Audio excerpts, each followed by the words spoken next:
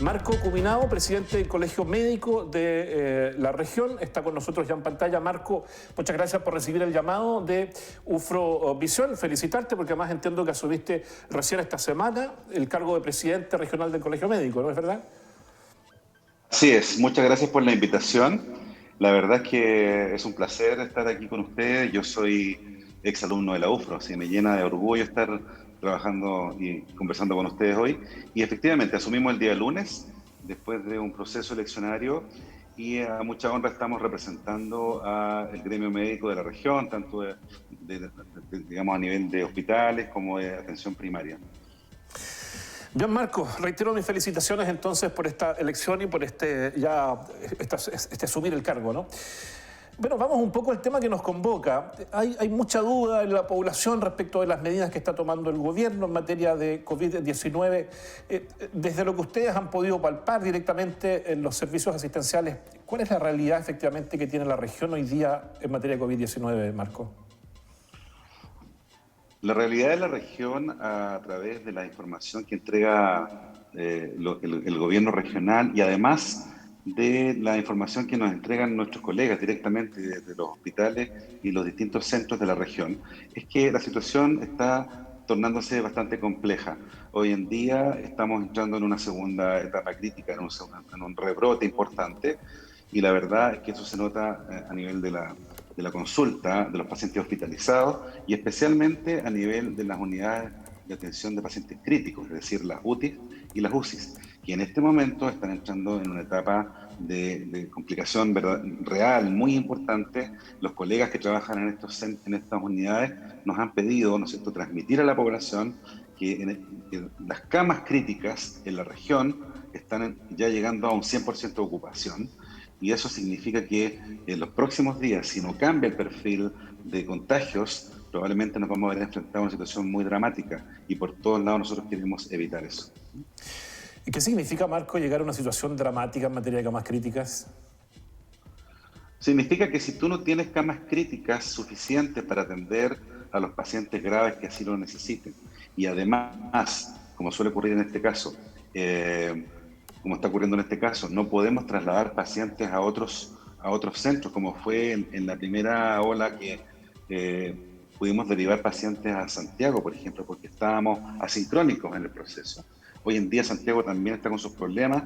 Significa entonces que es posible, eso no lo sabemos, esperemos que no ocurra así, pero hay que tratar de evitar por todos los medios que los pacientes no tengan acceso a las unidades de pacientes críticos, que no tengan acceso a las camas y a ventilación mecánica. Eso significa, ¿no es cierto?, que nosotros deberíamos ser capaces de reconvertir algunos sectores de los hospitales, de los distintos hospitales de la región, como se hizo la vez anterior, de unidades no especializadas, transformarlas a unidades COVID y a unidades críticas, pero hay que aclarar que en este momento también estamos enfrentados al tema de que los colegas que trabajan en estas áreas, que han estado sin parar en toda la pandemia, están extremadamente cansados, agotados, sobrepasados por el trabajo, y además, ¿no es cierto?, hay un porcentaje de ausentismo producto del estrés y de las enfermedades también, por parte también como parte de la salud mental de los equipos, en donde también no hay tampoco equipo ni gente suficiente como para transformar y abrir todos los espacios que queramos. Entonces, ojalá que eso no llegue a ocurrir. Puede pasar, ¿no es cierto?, que mucha gente no tenga posibilidades de hospitalizarse, por ejemplo, o de ser hospitalizado en una cama crítica. Nos interesa que eso ojalá no llegue a ocurrir, pero estamos muy cerca de eso. En este sentido, Marco, y dado este escenario que tú planteas, ¿cómo evalúa el Colegio Médico de Temuco, de la región, las medidas que el gobierno ha tomado en materia de prevención? Por ejemplo, las cuarentenas, la apertura de cuarentena que se dio antes de Navidad, luego volver a cuarentena de nuevo esta semana. ¿Cuál es la evaluación que hacen ustedes como Colegio Médico de estas acciones tomadas por el gobierno central? Nosotros como Colegio Médico estamos muy de acuerdo con la línea que representa la Mesa Directiva Nacional.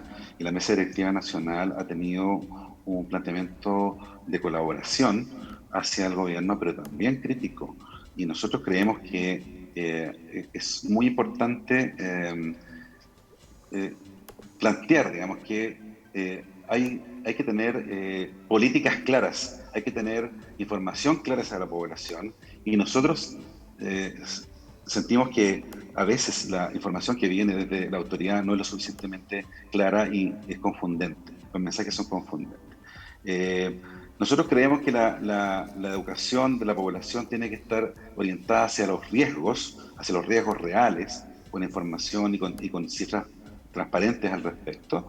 Y nosotros esperamos, ¿no es cierto?, que el énfasis se ponga, como debe ser, en la prevención, en fuera del hospital, ¿ah? En la atención primaria, a nivel poblacional, en donde las personas logran entender, ¿no es cierto?, que este es un problema que nos afecta a todos y cada uno, y aquí no hay personas que van a salir indemnes, porque tú puedes no enfermarte, puedes no contagiarte, o puedes tener un cuadro leve, pero puedes contagiar a tu vecino, a tu familiar, a tu abuelo, a personas con las cuales tú vives, y eso es lo que está ocurriendo.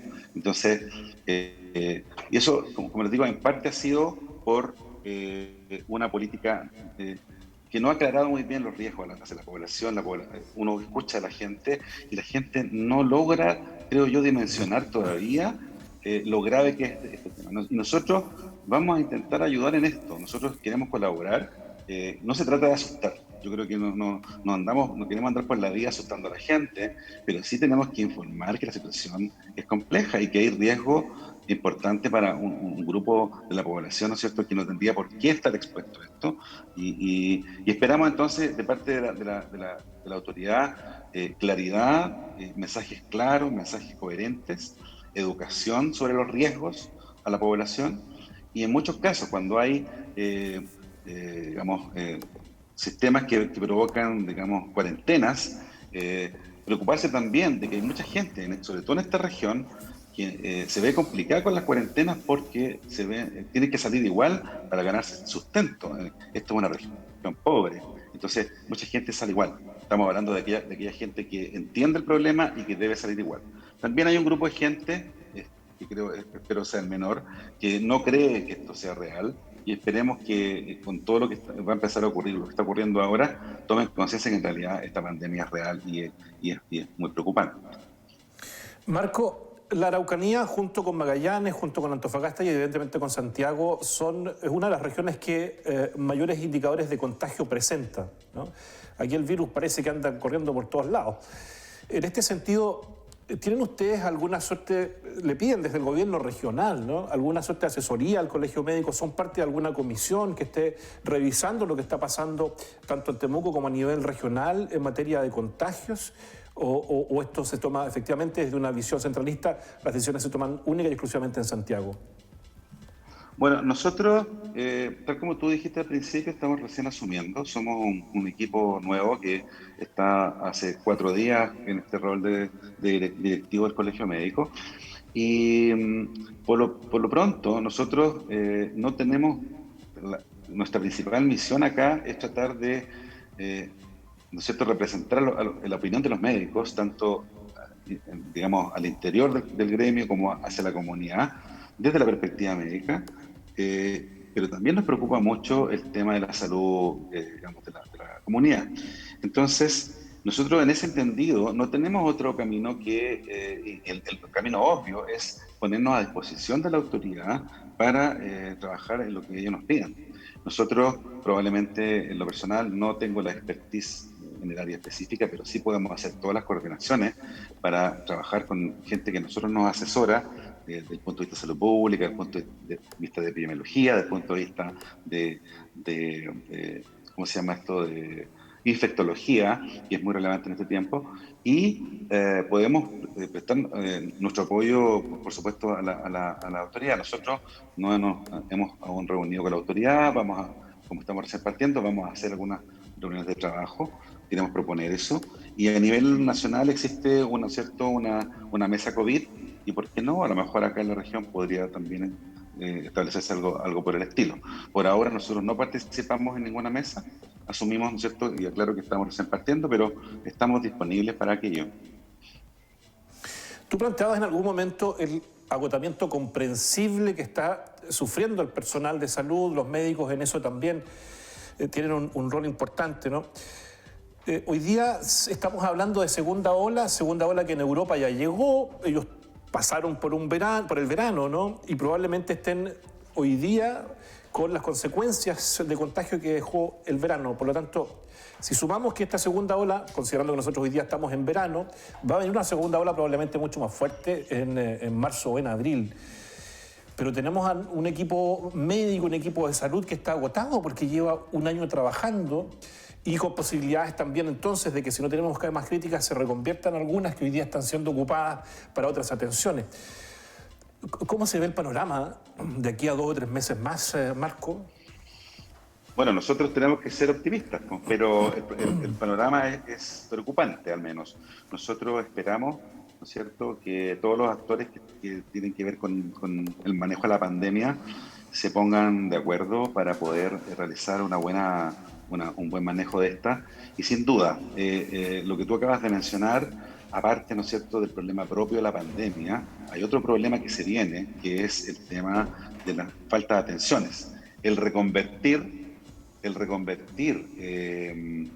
camas, el suspender pabellones de cirugías electivas para poder ocupar esos espacios con pacientes COVID es algo terrible. Y es algo terrible porque significa que nuestras listas de espera siguen aumentando. Y nosotros ya estábamos, después de la primera ola, haciendo un trabajo para poder, ¿no es cierto?, retomar la actividad de las listas de espera para aumentar el trabajo ahí. Sin embargo, nos volvió a pillar esta situación que probablemente, ¿no es cierto?, esto se prolonga en el tiempo. Va a depender exclusivamente, ¿cierto?, de el manejo que se haga a nivel central, de cómo la autoridad maneja este tema y de cómo la población entiende esos riesgos y cómo es capaz de manejar estos riesgos responsablemente. Se ha dicho, ¿no es cierto?, que hay mucha gente que no cree, hay mucha gente que se porta mal, que no hace caso. Yo creo que esa gente son los menos, ¿no? Es cierto, hay gente que efectivamente es irresponsable en esta historia, pero también hay mucha gente que cree en esto, que quiere cuidarse y no puede hacerlo. Entonces hay que generar el contexto social, ¿no es cierto?, de ayuda para poder manejar esta situación como corresponde. Y nosotros, desde el gremio, desde la perspectiva médica, vamos a estar disponibles hasta que nos demos. O sea, tenemos que ser capaces de resolver. Aquí han habido cosas como grupos pediátricos o grupos de otras especialidades no relacionadas con la atención de pacientes COVID han tenido que empezar a atender pacientes porque ya no es posible seguir con este sistema. Entonces, y cargándole la mata solamente a un solo equipo.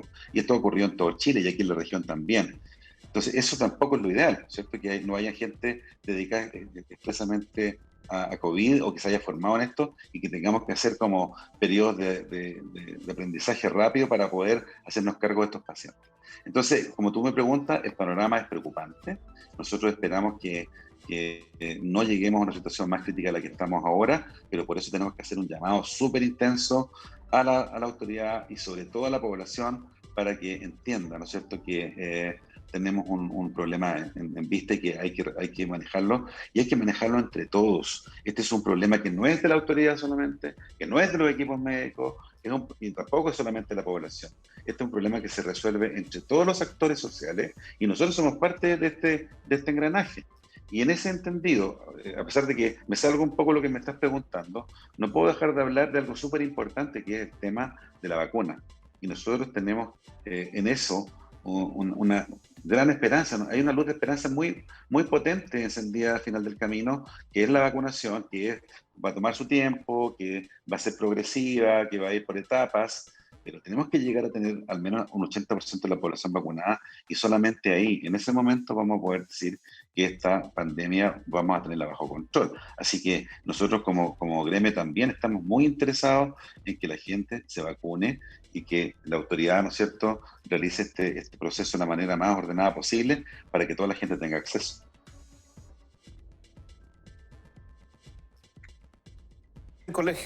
Presidente regional del Colegio Médico de Temuco, Marco, muchísimas gracias por aceptar este llamado de UFROvisión. Entiendo que es la primera entrevista que concedes, la primera conversación al aire con un medio de comunicación, así es que muchísimas gracias, éxito en este desafío en el Colegio Médico. Muchas gracias, muy amable.